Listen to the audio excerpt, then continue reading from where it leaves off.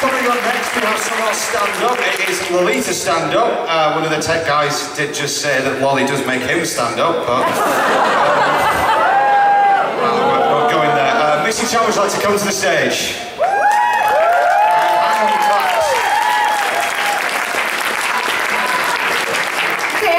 Done anything yet.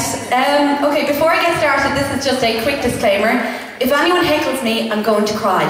And yes, I will cry and it will be sussing, there'll be snot everywhere. I will take down this entire convention with the force of my crying. They won't be able to get me off the stage.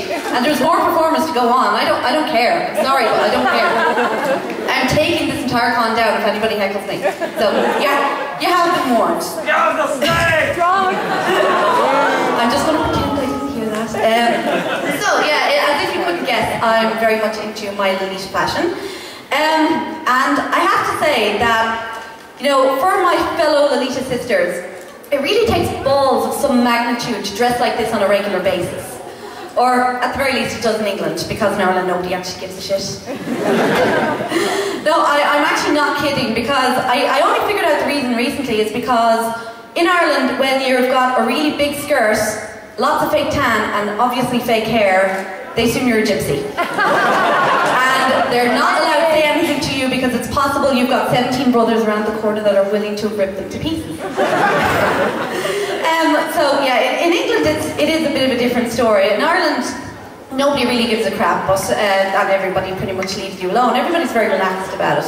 I have this lovely picture of two of my Lolita friends just kind of standing on a corner posing in their lovely Lolita outfits. Just, you know. And then over in the corner there's just like this old Irish man, middle-aged, kind of looks a bit like a farmer, standing with his hands in his pockets just going, yeah, it must be a Sunday. So this is kind of the reason why Lolitas form Lolita communities, and they get together and they dress up together, safety in numbers, so that we don't get harassed by, you know, the muggles, as we call them. And I have to say, I adore my Lolita community. It's full of teenagers.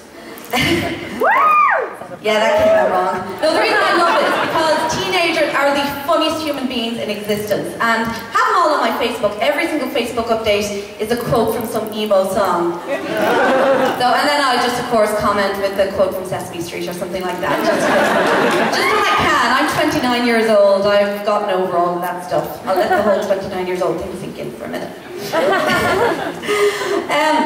But yeah, my com is absolutely amazing, and because I'm 29 years old, there's only a couple of us that are kind of like in our 20s and have like done the whole, been there, done that thing. And of course, because now I'm 29 years old, the teenagers do kind of think of me as being their Lolita mammy in a way. So they come up to me with their problems, and there is nothing funnier than a teenage problem. It really is. Like, we get together and we talk about guys, and they tell me the kind of guys they like, and they're like, oh, he has to be taller than me, and he has to be supportive of me wearing Lolita, and he has to be supportive of me being on YouTube, and he has to like the way I dress, and he has to like the way I look, and I'm just like, okay, as a sexually active 20-plus-year-old, when you find the guy of your dreams, you're going to be lucky that he doesn't pick his arse in front of you. You know, just all that flies out the window eventually. But one of our members, the loveliest girl, I take the absolute piss out of her just because she's so funny. But she broke up with a guy recently, and she started talking to me about it. She's just like, oh God, my life is over. How am I ever going to get over him? He's the man of my dreams. And I said nothing. I just did a quick Facebook search for the guy, and I just like, okay, is this him? His occupation is superstar DJ, the Ginger Ninja. I've grown bigger mustaches than this guy in my day. He's the whitest child I've ever seen. Okay, it's fine. You'll get over that fairly easily. Just don't worry about it, okay? But the other funny thing about our com is, well, when I joined the com, there was the 3 of them, and then there was 4 of them, and I was the 4th. And of the 4 of us, 3 of us were physically disabled.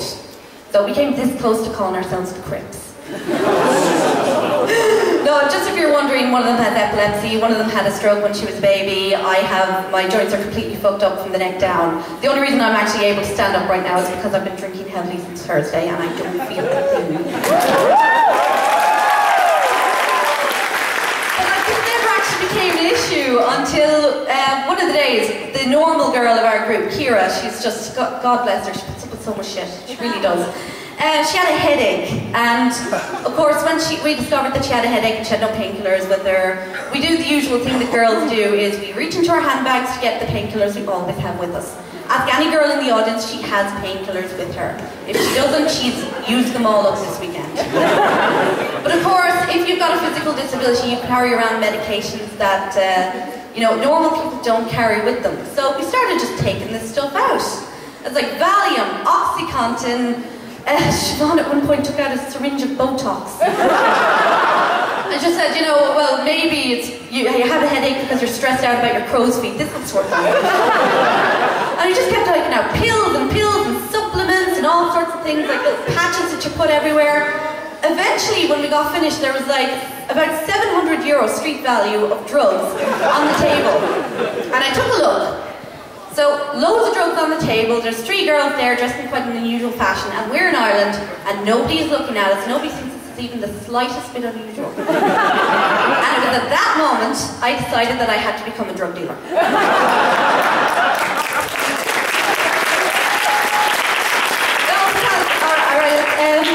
It's just that Lolita is actually perfect for dealing drugs. Now I'll just explain, like Lolita's great, but it's really fucking expensive. Even if you do nothing but shop at Bodyline and you leave Bodyline stuff in the wardrobe for a while and it like breathes and then you come out with a skirt you didn't know you had. But even if you do that, it's still really expensive, and there's a couple of ways of getting enough money to buy yourself a respectable Lolita wardrobe. Excuse me, should have brought a drink with me. There's a couple of ways of getting a respectable Lolita wardrobe. You can save up the money from your job and any income that you have, but that could take ages and it's really boring and won't leave you enough money to go drinking. You could take to the stripper pole, and that was never an option for me with my fucked up joints because I just like Frankenstein's monster, unless somebody has a thing for that. But just, yeah, no. And then the other option I did briefly consider was the whole sugar daddy thing. Get myself an older man who would be willing to give me money for services. But then I thought to myself, no, that's not going to happen because I've actually got a really good relationship with my dad, and it's just...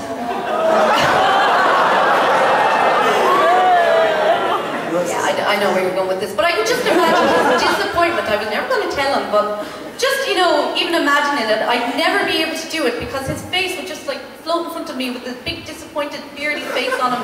My dad's an old hippie, and an old sad hippie is just the saddest thing in the world. So while we'd be, kind of like, away, and I'd just be sitting there going, oh God, Daddy, I'm so sorry. I'm so sorry, I disappointed you. And of course the sugar daddy would be loving this because he'd go, oh yeah, I'm so disappointed, you're such a bad girl.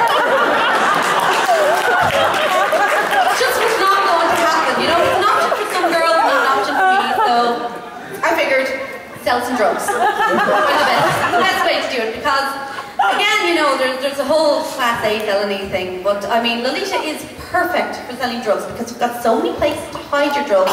In your petticoats, in your pockets, in your hair, and under the hat, and all the rest. And I mean, it's a perfect disguise as well if anybody's ever looking to chase you down, because this is not what I look like in real life. This is not my real hair, these are not my real eyelashes, I'm not this tall, my boobs are considerably bigger. I'm considerably chubbier as well. If the police were looking for me, they'd be looking for a girl that was dressed like Little Bo Peep, not some chubby hipster with douchebag glasses. So it'd be easy to sneak around. So yeah, I started selling drugs, and it was very, very easy for the first couple of years. The great thing is now, of course, as a Lolita, if you go for the whole Lolita lifestyle thing, and you're like counting out your cocaine, measuring cocaine, putting your sachets to bring out to your corner, you find cupcakes at the same time, so that if you're ever raided by the pigs, you can just, it will look quite innocuous. But the thing is, don't get your cocaine and your flour mixed up because it'll really ruin the texture of the cupcake.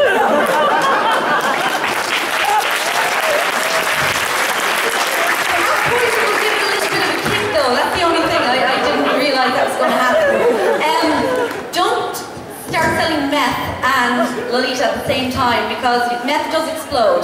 And with my first meth explosion, all I took out was my bodyline stuff. I just left it long enough and it regenerated, so that was fine. And if you have 3 explosions in 1 year, it's actually considered lucky. But of course, like, as...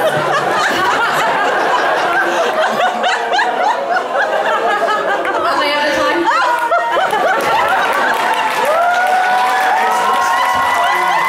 It's all the recommendations on how to sell drugs. I'd just like to point out by now that, owing to my disability, I have a very rich fantasy life, so you can decide what's fictional and what's not.